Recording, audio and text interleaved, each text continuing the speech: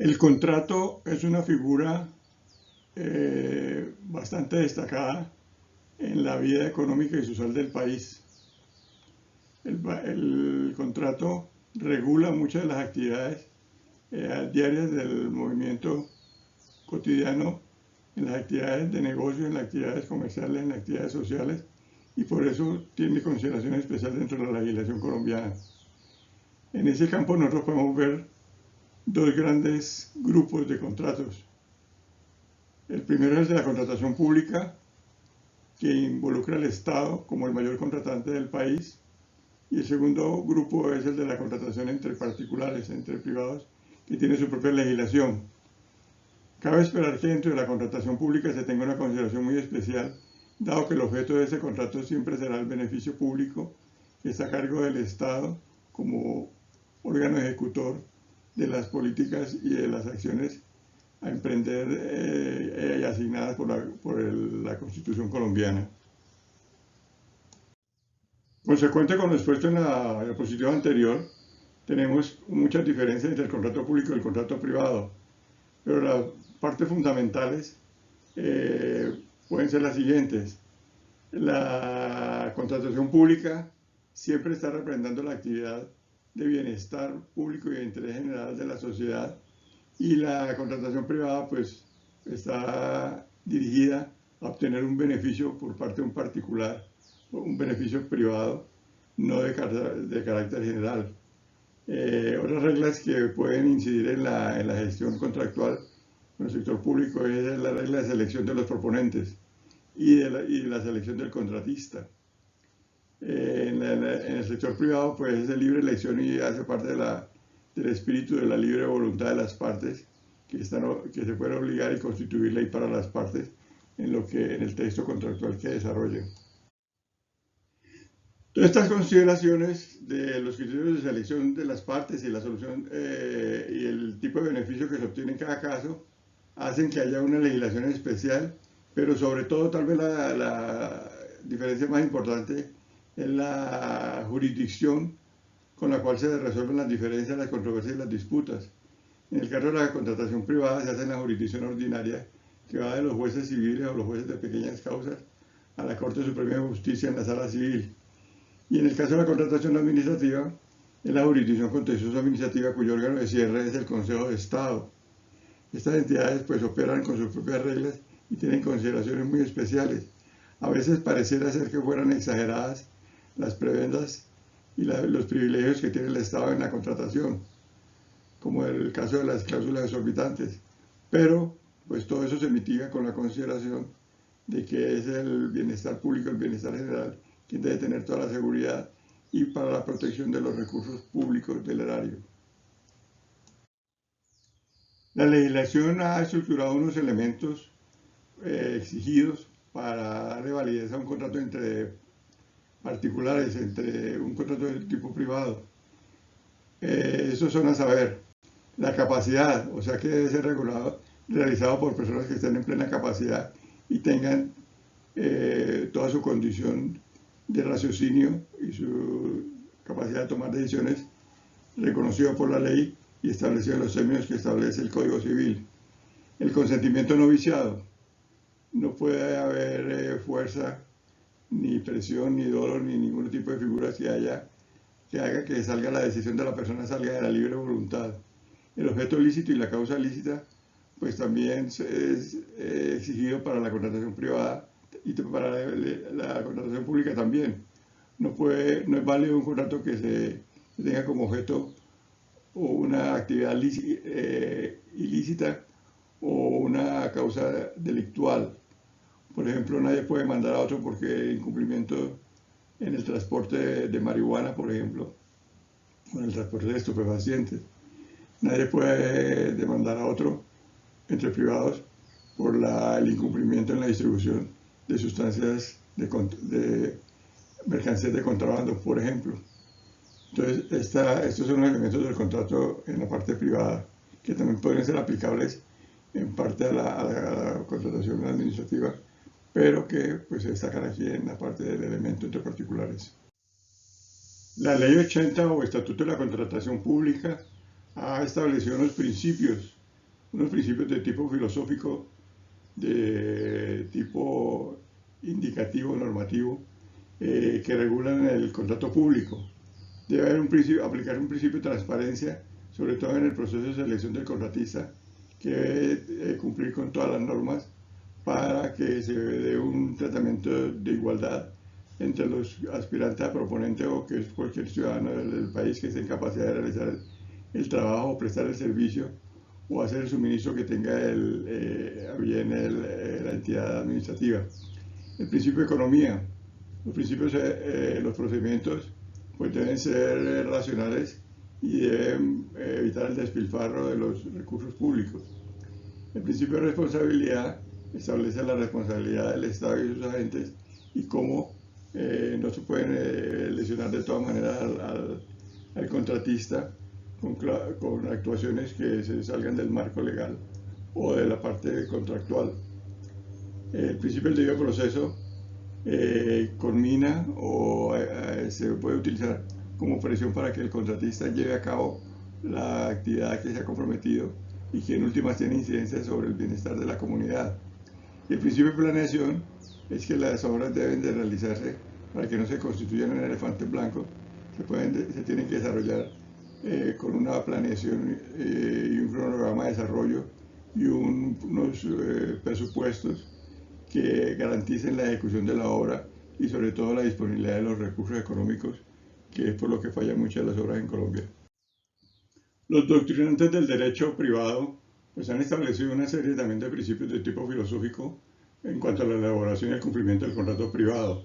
Esos principios pues se constituyen para darle un mejor manejo a las responsabilidades y a las obligaciones de dar, hacer o no hacer, que son las bases del contrato entre privados.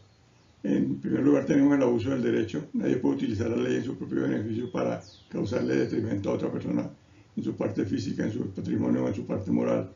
El principio de la autonomía de la voluntad. Las partes libremente escogen los términos de su obligación y esa obligación se convierte en ley para las partes. El principio de la buena fe. Se supone que todos los que firman un contrato se están obligando bajo la presunción de que se va a realizar y bajo la presunción de que están obrando de buena fe y sin un interés oculto diferente a lo manifestado textualmente. El principio de la consensualidad es que se hace de mutuo acuerdo, se llega a un acuerdo por parte de los firmantes o de los que lleguen a un acuerdo. El principio de la costumbre constitutiva de derecho. Cuando existen vacíos legales en la interpretación, pues se puede aplicar la costumbre, la cual también tiene ciertos requisitos como tiene que ser certificada por la Cámara de Comercio de la región, pero en últimas, pues la costumbre puede en determinado caso constituir un derecho para resolver alguna duda dentro de la finalidad de un contrato. El principio de enriquecimiento sin causa, que habla que nadie puede enriquecerse a costillas de otro o a expensas de otro sin una razón aparente para ello. Eso inclusive tiene una connotación delictual. El principio del error común, que se puede justificar en algún momento algún error, porque que sea el error que cometen las muchas personas por su entendimiento errado de alguna situación. El principio de la imprevisión es que se pueden presentar cosas siempre en los contratos que no hayan sido posibles de prever. Y el principio de la relatividad de los contratos establece que los acuerdos y las obligaciones que se constituyan dentro de un contrato pues afectan únicamente a las partes porque fueron escogidos esos términos fueron escogidos dentro del principio de la autonomía de la voluntad. Entonces no afecta a la comunidad en general, sino que afecta a los intervinientes en el contrato propiamente dicho. El Código Civil establece una clasificación para los contratos privados y lo agrupa de acuerdo con ciertas condiciones o ciertas funciones. Por la interdependencia de las obligaciones se constituyen en bilaterales y unilaterales. Bilaterales no quiere decir que sea entre dos partes, sino que ambas partes generan obligaciones o ambas partes se constituyen en obligados para ciertas actividades mutuamente. Y unilaterales, pues solamente una de las partes se obliga, como en el caso de una herencia o en el caso de ciertos tipos de contratos. Por la valoración económica de las prestaciones onerosos y gratuitos. Una compraventa, cuando usted compra una casa, pues un contrato de compraventa es oneroso por cuanto usted establece la obligación de pagar y la otra persona establece la obligación de entregar la cosa. Y es gratuito cuando a usted no le causa ninguna erogación o es a un título no pecuniario, por ejemplo un comodato o algo así, o una donación, pueden ser de tipo gratuito. Por la aparición del efecto económico en las partes pueden ser contratos conmutativos y aleatorios. Un contrato conmutativo, pues ambas partes tienen la posibilidad de hacer tener un beneficio. Y en el contrato aleatorio, pues depende de la suerte. Cuando usted compra un billete de lotería, usted paga por simplemente tener la posibilidad, tener el juego de poder eventualmente llegar a ganar. Pero si no gana, pues hasta ahí llegó la obligación de la otra parte.